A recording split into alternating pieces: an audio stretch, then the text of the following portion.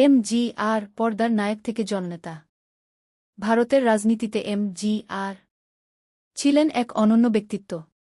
মারুথুর গোপালন রামচন্দ্রন নামে পরিচিত এই নেতা 1917 সালে শ্রীলঙ্কায় জন্মগ্রহণ করেন। তার শৈশব ছিল নানা সংগ্রামে ভরা। অল্প বয়সেই তিনি থিয়েটারে অভিনয় শুরু করেন এবং পরে তামিল চলচ্চিত্রের জনপ্রিয় নায়ক হয়ে ওঠেন। অভিনয়ের পাশাপাশি তিনি মানুষের দুঃখকষ্টকে কাছ থেকে দেখতেন।